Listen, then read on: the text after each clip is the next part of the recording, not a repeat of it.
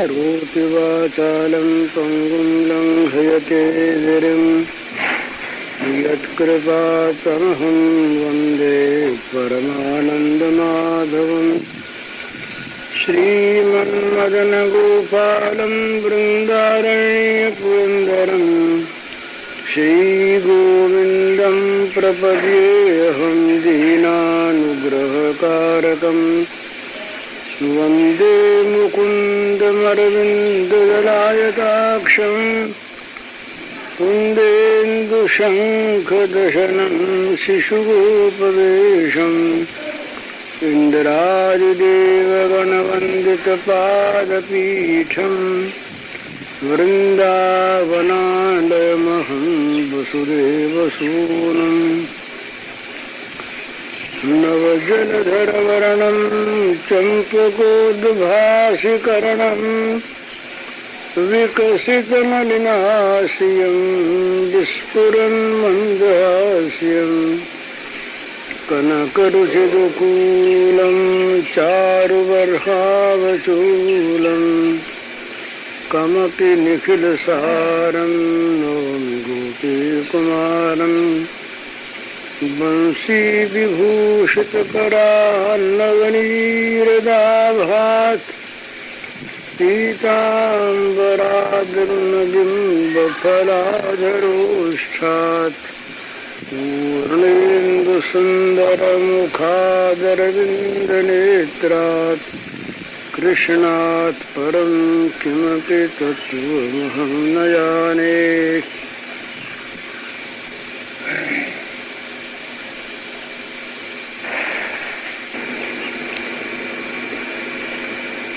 अपने आप को इस पवित्र गंगा तट से हटाकर वृंदावन में भगवती कालिंदी के कूल पर ले जाइए। आज श्री कृष्ण के गोवत्स चारण के उपलक्ष्य में एक वन महोत्सव है। वहाँ श्री कृष्ण का सखाओं के द्वारा विशेष श्रृंगार होगा।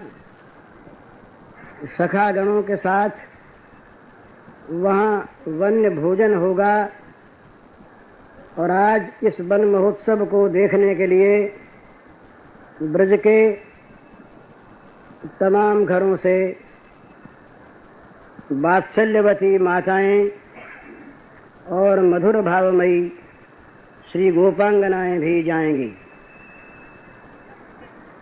समस्त ब्रज में ये बात सबको जना दी गई है। सबके हृदय में परमोल्लास है। अत्यंत आनंद, अत्यंत उल्लास, परम आह्लाद से भरी श्री गोपांगनाएं जाने की तैयारी कर रही हैं। कुछ न कुछ ले जाना है। सखागण तो सब श्री भगवान श्याम सुंदर के साथ चल ही रहे हैं। पीछे पीछे कुछ बछड़े और कुछ गायें भी हैं। उनको आज आगे नहीं किया है। वन महोत्सव में श्री कृष्ण की आज खास सम्मानना है, प्रेम समारोह है, इसलिए श्री कृष्ण ही आगे आगे जा रहे हैं। माता के द्वारा किया हुआ श्रृंगार है। पीछे की टोली में दाऊ जी नेता हैं, वे जा रहे हैं।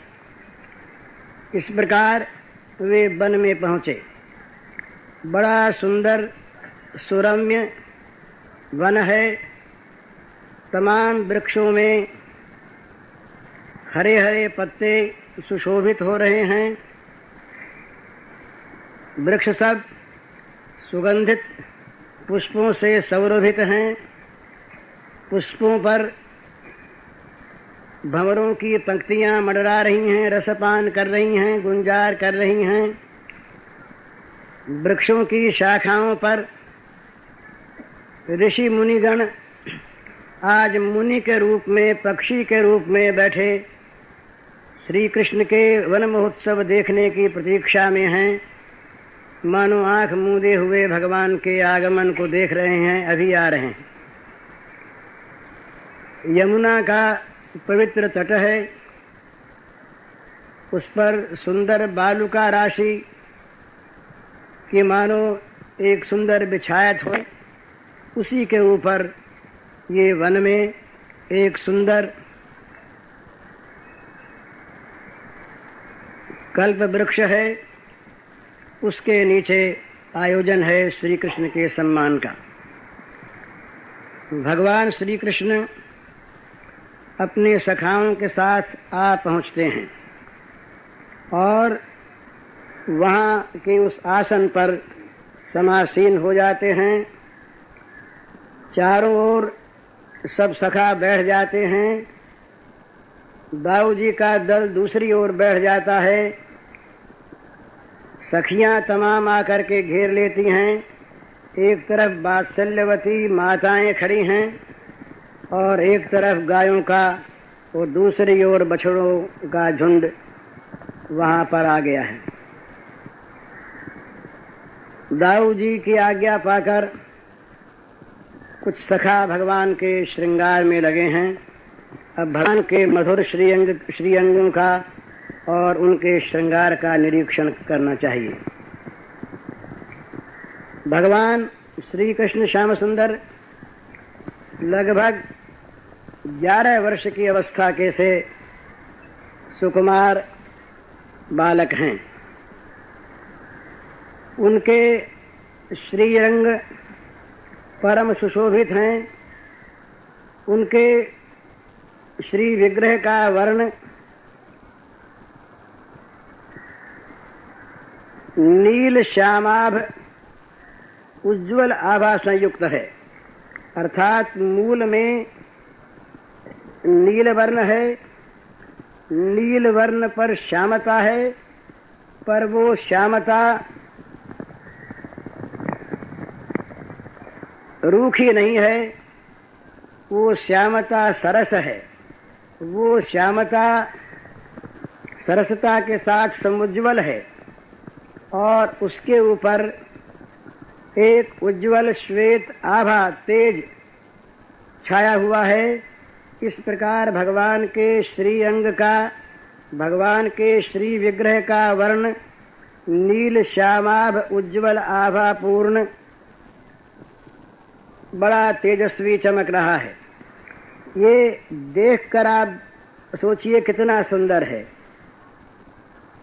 नीलिमा में आभा युक्त श्यामता है और उस आभा युक्त श्यामता के चारों ओर उज्ज्वल आभा प्रसरित है।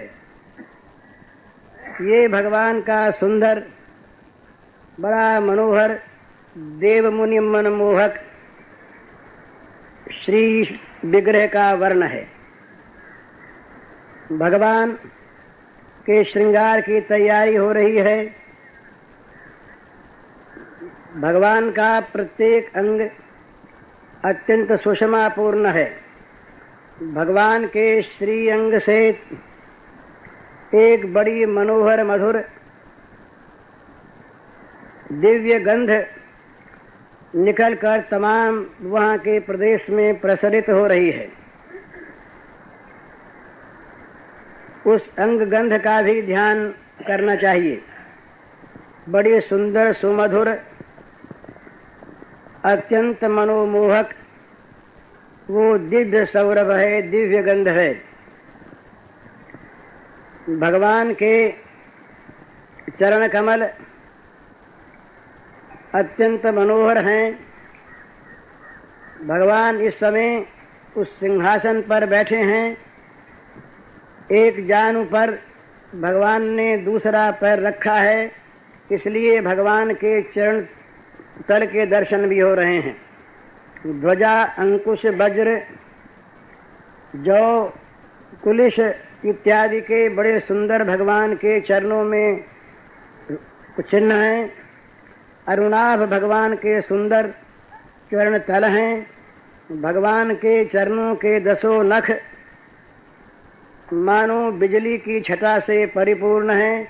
बिजली चमकती है पर ये नित्य चमकते हैं और चमक में आंखें चौंधियाती नहीं, आंखें शीतल होती हैं। इनकी नख चंद्रिका का ध्यान कीजिए। इसके बाद ऊपर आइए, भगवान के दोनों टखने बड़े मनोहर, बड़े सुंदर हैं।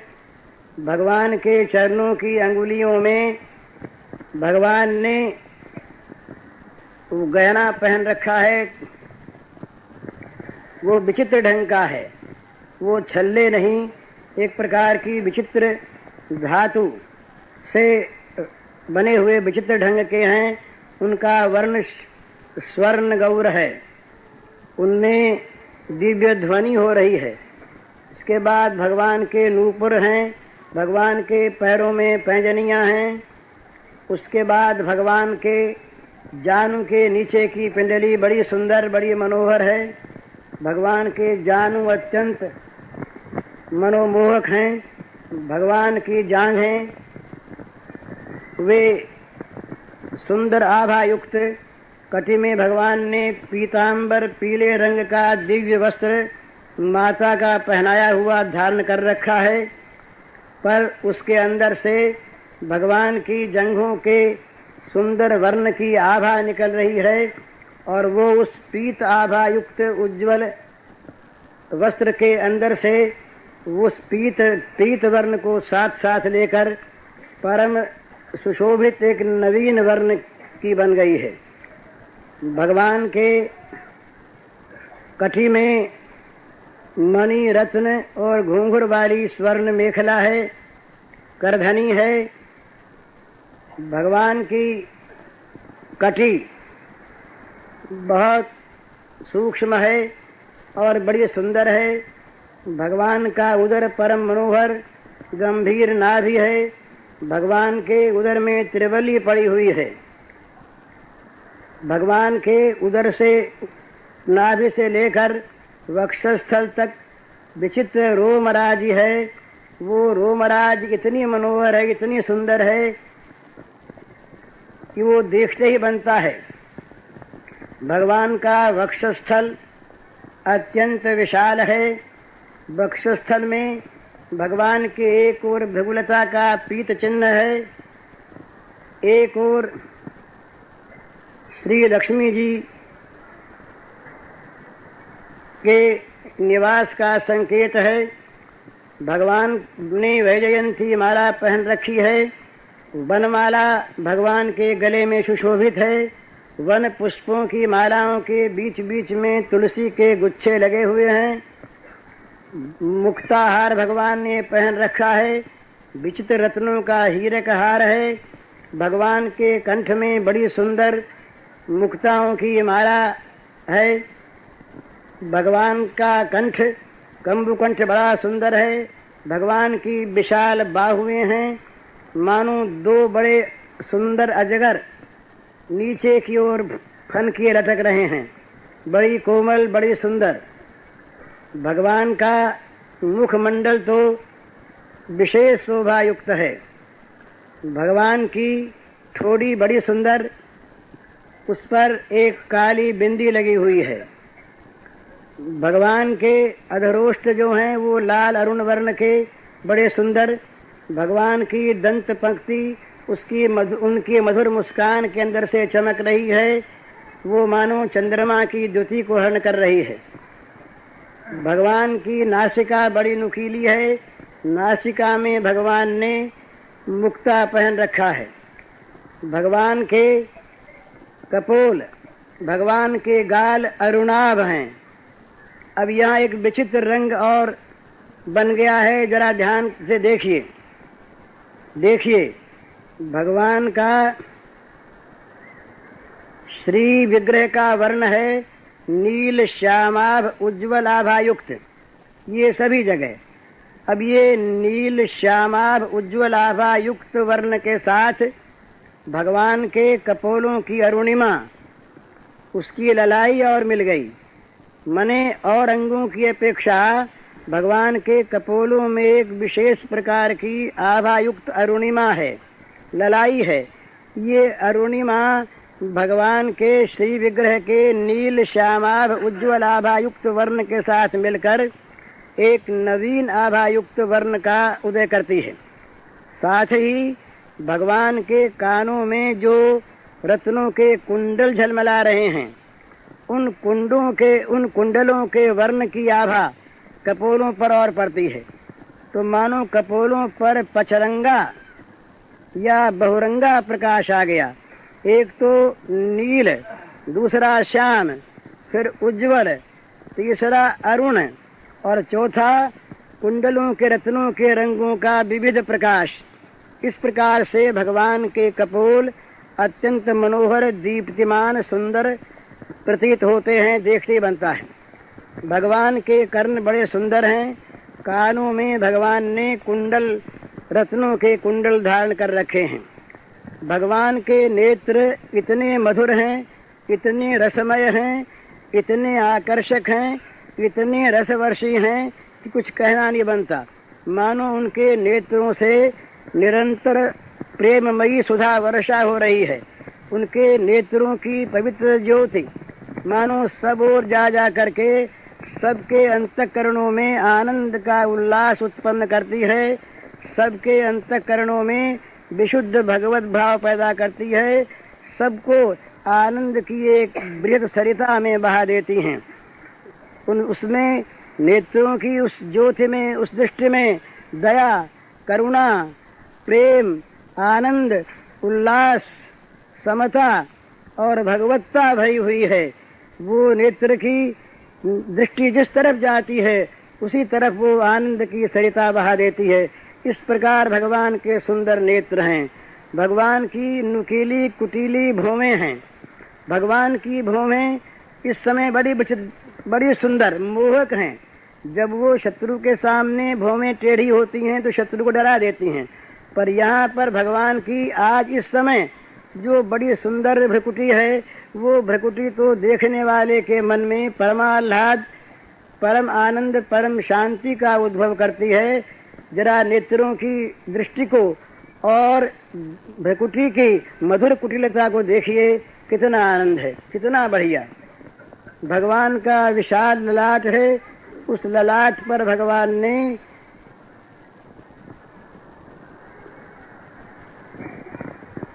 उस ललाट पर बड़ा सुंदर तिलक है और उस पर चंदन, केसर, कस्तूरी की मिली हुई खौर लगी है। भगवान का सिर बड़ा सुंदर, उसमें घुंघराले काले केश हैं जो भ्रमरों की पंक्तियों को भी लज्जित करते हैं। भगवान की लठें उस केशों की नीचे कर्णों तक आई हुई हैं, उनसे बड़ी शोभा प्राप्त हो रही है। भगवान के मस्तक पर रत्नजटित मुकुट है, उसमें मयूर पिच्छ लगा हुआ है। भगवान एक दुपट्टा अपने गले में और डाले हुए हैं। इस प्रकार ये भगवान के श्री विग्रह का ध्यान करिए, बार बार इसको देखिए और पवित्र भावों को प्राप्त करिए। अब सखा सब लोग श्रृंगार करने में लगे हैं। ये तो भगवान का नित्य मंगल विग्रह का स्वरूप अब सखा श्रृंगार करते हैं। श्रृंगार की वस्तुओं में आम के कोपल हैं, फलों के छोटे छोटे फलों के गुच्छे हैं, घुंघचियां हैं, घुंघची की मालाएं हैं, वन पुष्प हैं, वन पुष्पों की मालाएं हैं, पुष्पों के गुच्छे हैं, भांति भांति की वन की मिट्टी है, जिनके द्वारा भगवान के अंगों को चित्रित करना है। भगवान के लिए विचित्र विचित्र वन की धातुएं इकट्ठी की गई हैं। उन धातुओं से भगवान को चित्रित करना है।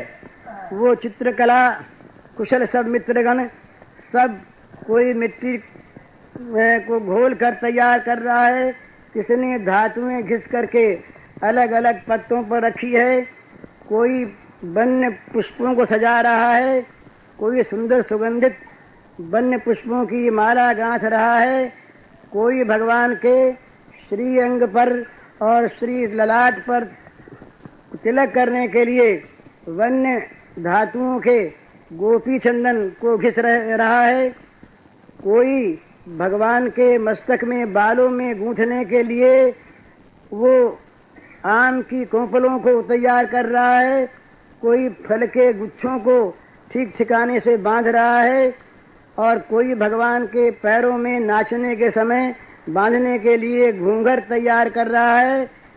इस प्रकार से चारों ओर तैयारी हो रही है। तैयारी हो गई, अब सब मित्र सजाने में लगे हैं। तमाम श्री गोपांगनाएं एक ओर खड़ी इस विचित्र सुंदर लीला को देख देख कर मनोमुग्ध हो रही हैं, अपने आप को मानो बेच दिए जा रही हैं।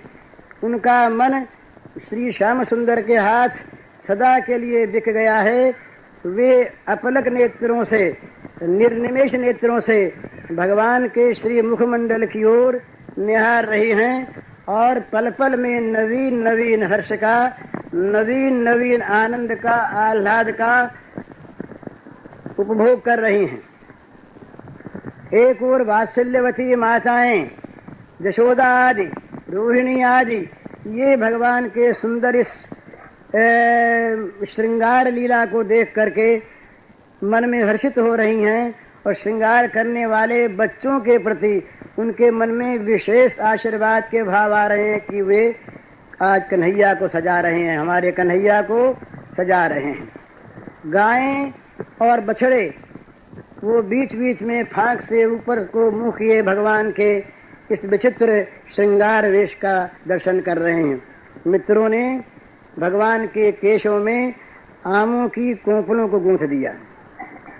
भगवान की शिखा के साथ छोटे छोटे फलों के वो मनोहर गुच्छे बांध दिए। नटवर बपू है ना।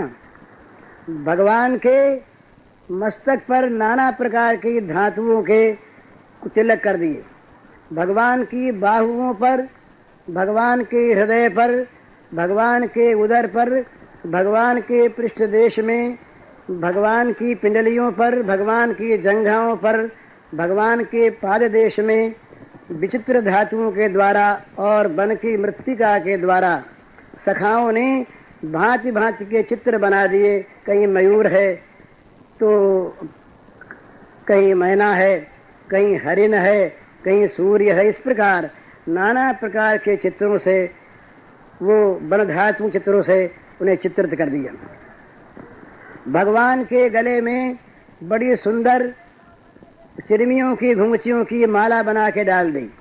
भगवान के हाथों में जहाँ स्वर्ण पहुँचे थे और जहाँ स्वर्ण के कंकण थे बाजूबंद, उनके साथ साथ मित्रों ने वो वन्य पुष्पों के साथ साथ चिरमियों को गूंथ गूंथ कर उनके कड़े बनाकर पहना दिए, उनके बाजूबंद पहना दिए, उनकी अंगूठियां बनाकर पहना दी, और गले में बड़ी सुंदर वो गुंजा माला मित्रों ने पहना दी। उसके बीच बीच में पुष्प लटक रहे थे। इसके साथ साथ मित्रों ने, सखाओं ने बड़ी बढ़िया वो वन पुष्पों की माला बनाई, बड़े सुगंधित पुष्प, और उसमें तुलसी मंजरी के गुच्छे बीच बीच में लगे हुए। इस माला को भगवान के श्री वक्षस्थल पर मित्रों ने पहना दिया। अब एक विचित्र अवस्था हो गई। भगवान के सुंदर मधुर अंग गंध के साथ साथ ये बड़े सुरभित दिव्य पुष्पों की, विचित्र पुष्पों की गंध मिल गई, और एक विचित्र गंध भगवान के श्रीअंग से अब निकल कर प्रसिद्ध होने लगी, सब ओर फैल गई। जरा उस सुगंध का आस्वादन लीजिए। देखिए कितनी मधुर, कितनी मनोहर, कितनी आकर्षक, कितनी आनंददायक, कितनी सुधामयी सुगंध है। मित्रों ने भगवान के गालों पर भगवान के गालों पर चित्र बना दिए। भगवान ने भगवान की नासिका पर लंबी लकीर वाले चित्र बना दिए, और भगवान के वो श्री मुकुट में रत्नजटित मुकुट में विशेष प्रकार के मयूर पिच्छ, मयूरों के चंदवे लगा दिए और भगवान के पैरों में बड़े सुंदर घूंघर बांध दिए। इस प्रकार भगवान को एक नवीन नटवर वेश में मित्रों ने सजा दिया। भगवान के कानों में पीले पीले कनीर के फूलों के कर्णयो कर्णिकारम, वो पीले कनीर के फूलों के कुंडल पहना दिए।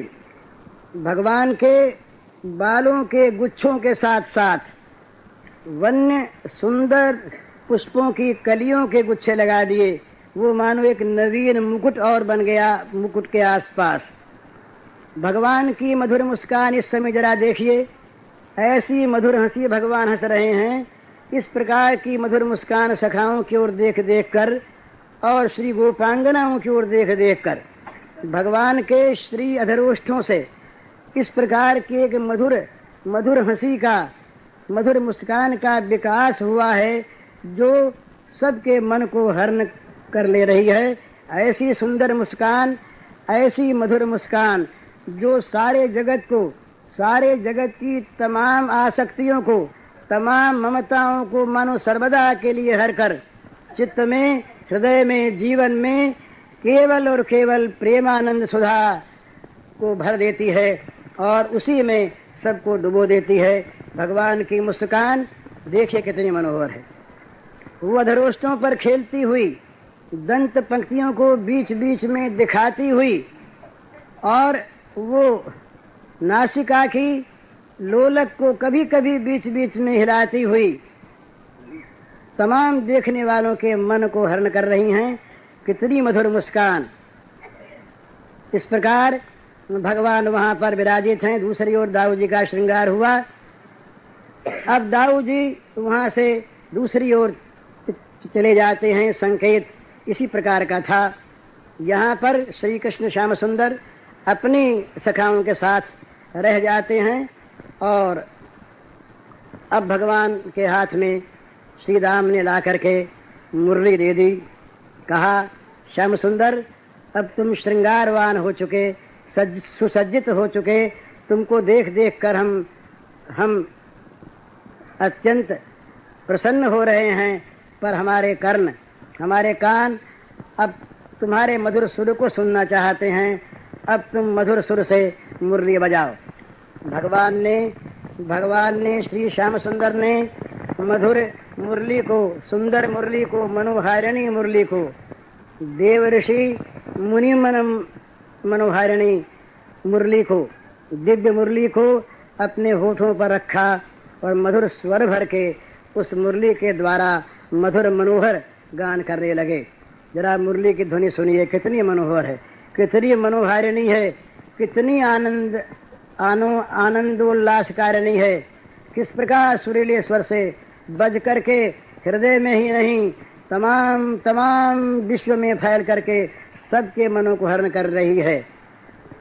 बड़ी सुंदर, बड़ा सुंदर, बड़ा मनोहर मुरली का सुंदर कूजन है। बड़ी सुंदर ध्वनि है। बड़ी उसमें नए नए सुर निकाल रहे हैं, नई नई रागिनियों का उद्भव कर रहे हैं। देवताओं के विमान ऊपर आ गए। ऋषि मुनियों की मंडलियां दूर दूर से आकर के खड़ी हो गई। नारद जी महाराज एक और आकाश में आकर स्थित हो गए वीणा लेकर के। बड़ा आनंद, बड़ा समुल्लास, बड़ी मनोहर झांकी, बड़ी मनोहर झांकी की तैयारी होती है। वन्य भोजन की, भोजन की सामग्री कुछ तो ये सखागण, आज वन्य महोत्सव था ना, तो वन्य महोत्सव के लिए सारी माताओं ने अपने अपने बच्चों के व्याज से श्याम सुंदर को खिलाने के लिए तमाम बढ़िया बढ़िया चीजें बना बना करके और अपने अपने बच्चों के साथ भेजी। उनका उद्देश्य है बच्चों के बहाने श्याम सुंदर को अपनी चीजें खिलाना। बच्चों के प्रति उनका मोह प्रेम है, वो अब उस प्रकार नहीं रहा। अपने बच्चों के प्रति उनका प्रेम श्याम सुंदर के नाते से प्रेम है। श्याम सुंदर के वे सखा हैं। श्याम सुंदर उनको मित्र मानते हैं। श्याम सुंदर उनके साथ खेल कर प्रसन्न होते हैं। श्याम सुंदर को वे आह्लाद प्राप्त कराने वाले हैं। इसलिए उन बच्चों के प्रति माताओं का विशेष प्रेम है, अपने पुत्रों के नाते उतना नहीं। तो वे माताएं, वे छोटी छोटी माताएं, तरुणी माताएं और प्रौढ़ा माताएं अपने अपने घर के सारे कामों को भूलकर इसी में लगी रहती हैं कि वे स्वयं और उनके बच्चे किस प्रकार से श्याम सुंदर को प्रसन्न कर सकें, सुखी बना सकें। तो आज उन्होंने बड़े तड़के उठ करके बहुत बढ़िया बढ़िया चीजें बनाई और बना बना करके बांध कर उनको अच्छी तरह से दोनों में भर भर करके और गांठ बांध के अपने अपने बच्चों को दे दिया कि जाओ आज वन्य भोजन होगा। देखो भाई, तुम तो खाना ही, पर श्याम सुंदर को खिला के खाना। उनके खाने से ही इस वस्तु की सार्थकता हो गई।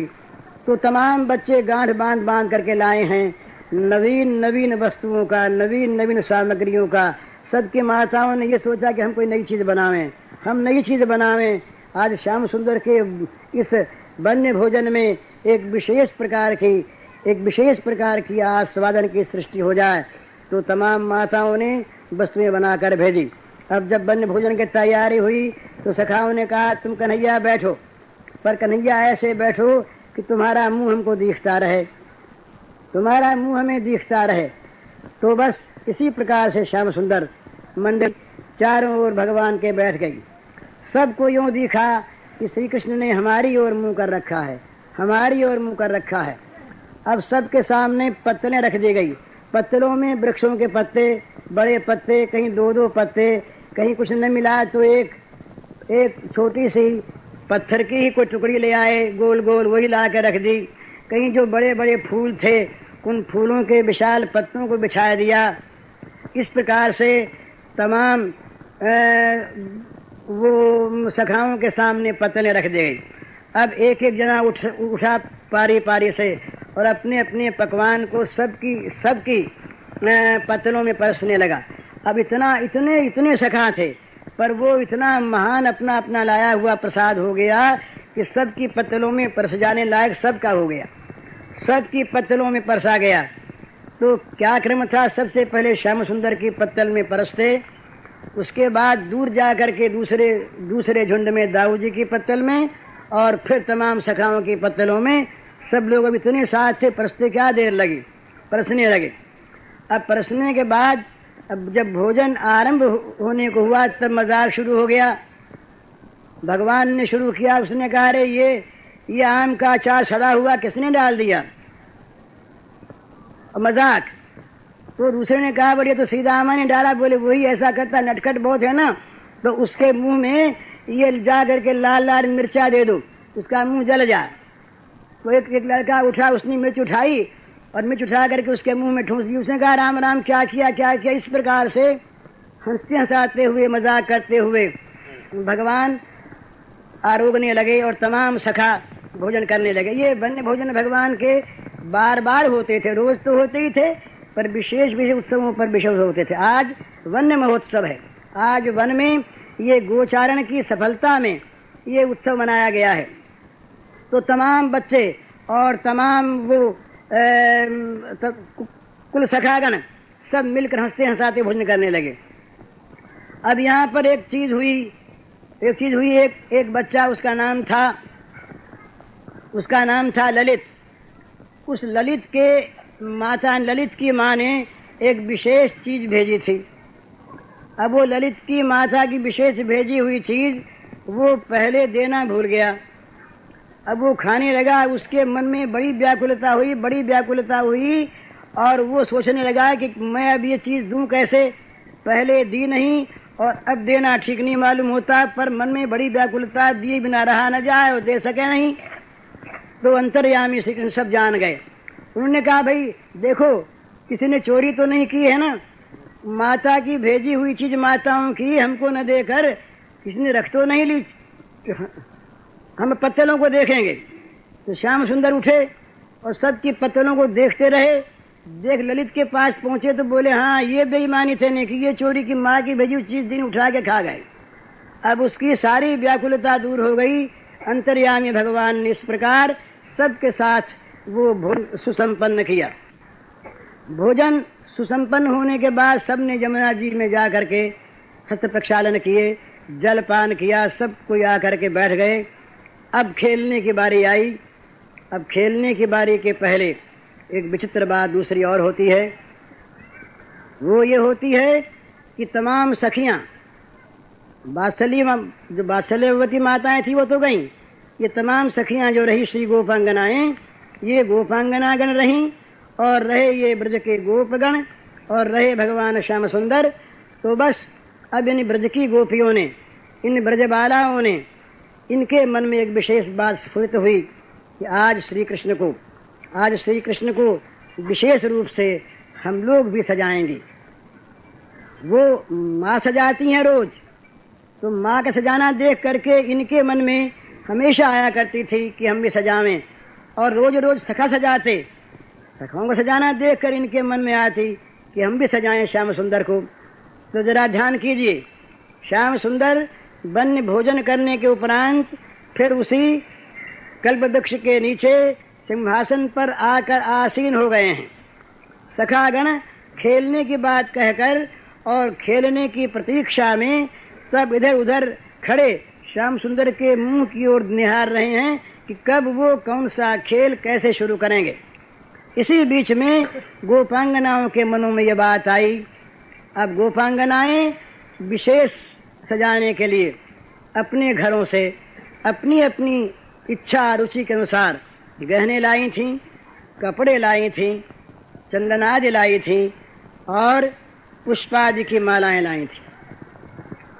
अब बड़ा विचित्र ढंग हुआ। एक सखी आती है, वो भगवान श्री कृष्ण के गले में हार पहनाती है और हार पहनाते पहनाते वो मंत्र मुग्ध हो जाती है।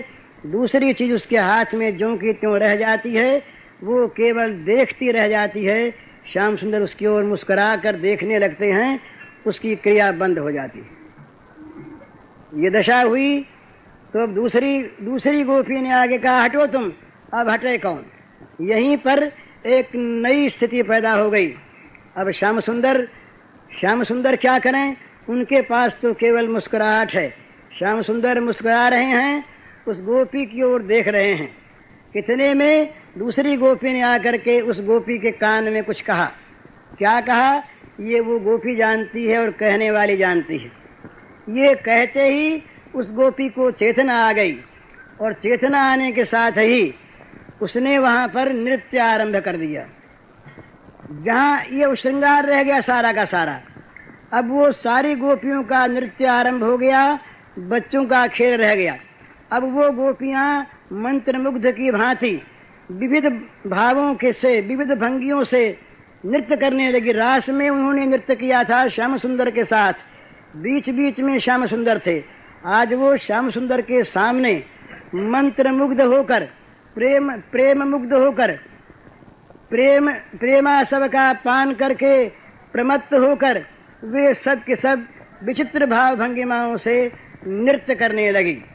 उनके नृत्य को देख करके श्याम सुंदर अत्यंत मुग्ध हो गए और श्याम सुंदर मुग्ध होकर के उनके बीच में आकर के स्वयं नृत्य करने लगे। श्याम सुंदर आज नृत्य करने वाले श्रृंगार से सुसज्जित हैं, नटवर बपू हैं। कानों में वो कनेर के फूलों को खोसे, मस्तक पर आमों की कोंपलों को गूंथे, अपने केशों में पुष्पों के गुच्छों को गुथाए,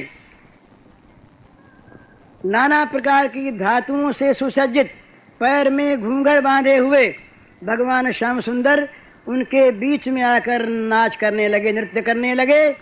अब सखाओं से नहीं रहा गया। तो पर सखाओं के बीच में श्री गोपांगनाएं आ गईं। अब सखाओं में, श्री गोपांगनाओं में कसमत शुरू हुई। वो कहते हैं हम श्याम सुंदर के सखा हैं, हम बीच में नाचेंगे उनके समीप। और श्याम सुंदर को होश नहीं है और न गोपांगनाओं को होश है। ये आनंद रोल उठा। वन के पशु पक्षी तमाम निर्निमेष नेत्रों से सब के सब उनके आंखों की पलकें पड़नी बंद हो गई। वे सब वृक्षों की डालियों पर बैठ बैठ करके इस आनंद महानृत्य का दर्शन करने लगे। बड़ा सुंदर। वहां पर ये सुंदर कीर्तन ध्वनि, नाम ध्वनि, रोल ध्वनि, आनंद ध्वनि सुन करके आसपास से जो गायें जा रही थी वो सब आ गईं। गायों ने अपने अपने कान लगा दिए, बछड़ों ने कान लगा दिए, सब के सब बछड़े और सब के सब गायें कान लगा करके उस मधुर आनंद नृत्य ध्वनि को सुनने लगे। भगवान बीच में नृत्य कर रहे हैं, बीच बीच में मुरली वादन करते हैं, बीच बीच में सखियों का हाथ पकड़ के उनके साथ नाचने लगते हैं, कभी किसी का कभी किसी का। इस प्रकार से आनंद नृत्य हो रहा है। सखा भी कोई बीच बीच में आ गए हैं, कोई पीछे हैं। ये महान नृत्य आरंभ हो गया। इस महान नृत्य के आरंभ होने पर चारों ओर तमाम वन में एक परम आनंद की लहर उठ गई।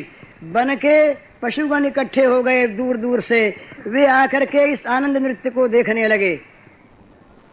वन के जो अन्य जीव थे वो वहां पर आ गए, जो वनचर देवता थे वे वहां पर आ गए, और यमुना जी ने बस उछल उछल करके और अपने जलों के छींटे दे दे करके उन नृत्यकारियों को, महाभाग उन श्री गोपांगनाओं को और महाभाग उन सखाओं को और श्री कृष्ण को सुख पहुंचाने के लिए वो मानो अपनी उन बिंदुओं के द्वारा उछल उछल करके उनके घर्म को मिटाने लगी, उनको शीतल करने लगी। यमुना जी सेवा में लग गई। शांत वहां पर वातावरण था। उस शांत वातावरण में ये महान आनंद की अशांति उत्पन्न हो गई, जो उस प्रशांति को और बढ़ाने वाली। और छाया तो वहां थी ही, पर सूर्य भगवान ने भी बादलों की आड़ से छिपकर देखना शुरू कर दिया इस नृत्य को। महान आनंद का रोल उठा। इस प्रकार वो नृत्य हो रहा है, बड़ा मधुर नृत्य हो रहा है। उस नृत्य में चारों ओर केवल आनंद है, केवल प्रेम सुधा की वर्षा हो रही है। उस नृत्य में जिस प्रकार से भगवान का रस बहा, उसकी जरा सी आप झांकी कीजिए। भगवान के मधुर मुरली का रव बीच बीच में हो रहा है। सुनिए, भगवान के चरणों से नूपुरों के साथ घूंघर बज रहे हैं। श्री गोपांगनाओं के पैरों की पैंजनियां और पायजेबें और उनकी करधनियों के घुंघरूं की ध्वनि, ये सब एक साथ हो रही हैं। श्री गोपांगनाओं के हाथों की चूड़ियां और उनके बाहुओं के कंगन, ये हिल हिल कर सब बज रहे हैं। श्री गोपांगनाओं के श्रीमुख से जो भगवान के गुणगान की एक मधुर ध्वनि हो रही है, वो सब मिलकर और कानों को अत्यंत सुख दे रही है मुरली ध्वनि के साथ साथ। ये अलंकारों के बजने की ध्वनि के साथ साथ भगवान के श्रीअंग की गंध इस नृत्य से और भी विकसित हो गई। उसके साथ साथ वन्य पुष्पों की पवित्र गंध भी उसके साथ को मिल गई। विचित्र धातुओं की गंध मिली, और साथ साथ श्री गोपांगनाओं के श्रीअंगों में जो चंदन लगा हुआ था, कस्तूरी लगी हुई थी, केसर लगी हुई थी, उन सब की गंध भी साथ मिली। एक विचित्र गंध का समारोह, विचित्र गंध का समूह वहां पर चारों ओर प्रसिद्ध हो गया, विस्तृत हो गया। सब लोग उस परम विस्तीर्ण सुखमय सौरभ से सब लोग सुखी हो गए।